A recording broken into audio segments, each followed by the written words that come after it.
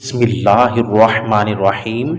قبلہ اول بیت المقدس کی متعدد بار بے حرمتی کی گئی۔ جہاں لوگ اسلام مخالف اس کی توڑ پھوڑ کرتے تھے، وہیں اللہ تعالیٰ نے اس کی حفاظت کے لیے بھی اپنے بندوں کو منتخب فرمایا تھا۔ مسجد کی ابتدائی تعمیر سے حضرت عمر فاروق کے دور خلافت تک بیت المقدس پر 6 دفعہ ناپاک جسارت کے ذریعے اس پر حملہ کیا گیا۔ سب سے پہلی دفعہ اس وقت اس کے تقدس کو پامال کیا گیا جب بانی بیت المقدس حضرت سلیمان علیہ السلام کی وفات کو کچھ عرصہ گزرا تھا۔ بیت المقدس کے حاکم نے بے دینی اور بد عملی اختیار کر لی۔ مصر کے بادشاہ نے ان پر چڑھائی کر دی اور بیت المقدس کا سامان، سونا چاندی وغیرہ لوٹ کر لے گیا، مگر اتنی مہربانی کی کہ شہر اور مسجد کو منہدم نہ کیا۔ بیت المقدس کی بے حرمتی کا دوسرا واقعہ اس واقعہ کے تقریباً 400 سال بعد پیش آیا، جب بیت المقدس میں بسنے والے یہودیوں نے بت پرستی شروع کر دی اور باقیوں میں نا اتفاقی اور جھگڑے شروع ہو گئے، جس کی نحوست اتنی زیادہ ہوئی کہ دوبارہ پھر مصر کے بادشاہ نے ان پر حملہ کر دیا، جس کی وجہ سے شہر اور مسجد کو بھی نقصان پہنچا۔ لیکن ایک بار پھر مسجد کی حالت بہتر ہو گئی۔ بیت المقدس پر تیسری دفعہ حملہ اس کے چند سال بعد بادشاہ بابل بخت نصر نے کیا۔ شہر کو فتح کر لیا اور بہت سا مال بھی لوٹ لیا اور بہت سارے لوگوں کو قیدی بھی بنا کر لے گیا، اور پہلے بادشاہ کے خاندان میں سے ایک شخص کو اپنے قائم مقام کی حیثیت سے اس شہر کا حاکم بنا دیا۔ اس کے بعد چوتھا واقعہ اس وقت پیش آیا جب اس قائم مقام بادشاہ نے، جو بت پرست اور بد عمل تھا، بادشاہ بابل بخت نصر سے بغاوت کی، تو بخت نصر نے دوبارہ حملہ کر دیا، اور یہ حملہ اس قدر سخت تھا کہ کشت و خون اور قتل و غارت کی کوئی حد نہ چھوڑی۔ پورے شہر میں آگ لگوا دی اور توڑ پھوڑ اس قدر کی کہ پورا شہر میدان بن گیا۔ یہ حادثہ تعمیر مسجد کے تقریباً 415 سال بعد پیش آیا۔ اس کے بعد یہود یہاں سے جلا وطن ہو کر بابل چلے گئے، جہاں نہایت ہی ذلت و خواری کے ساتھ رہتے ہوئے 70 سال گزر گئے۔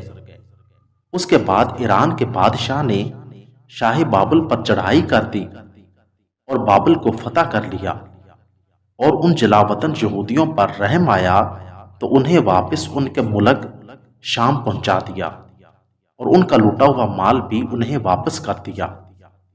اب یہود اپنے اعمال بد اور گناہوں سے توبہ طائب ہو چکے تھے اور واپس آ کر اپنے ملک میں نئے سرے سے آباد ہو چکے تھے، اور ایران کے بادشاہ نے اسی پرانے نمونے پر مسجد اقصی کو دوبارہ تعمیر کر دیا۔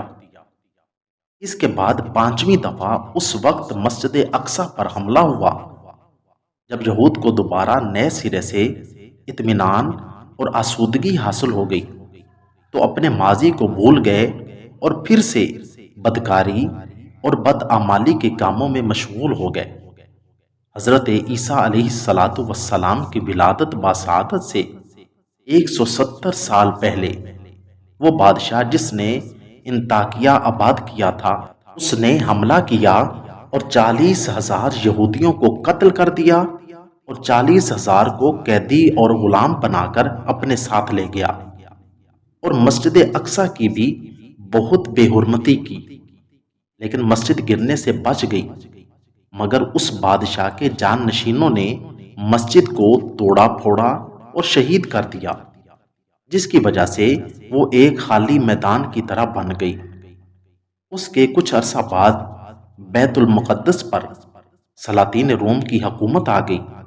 انہوں نے پھر سے مسجد کو نئے سرے سے تعمیر کیا، اور اس کے 8 سال بعد حضرت عیسیٰ علیہ السلام پیدا ہوئے۔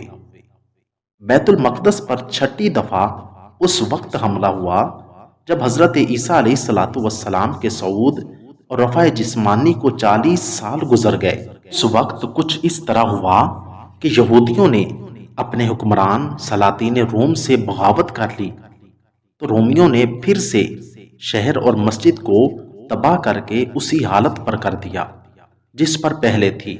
اس وقت کے بادشاہ کا نام تیتس تھا، جو کہ نہ تو یہودی تھا اور نہ ہی نصرانی، کیونکہ اس کے کافی دنوں بعد قسطنطین جو پہلے عیسائی ہوا اور اس کے بعد حضرت عمر بن خطاب کے دور خلافت تک یہ مسجد ویران ہی پڑی رہی اور اس کی تعمیر نئے سرے سے حضرت عمر نے کرائی۔ یہ بہت ہی اہم معلومات تھی جو آپ کی خدمت میں گوش گزار کر دی۔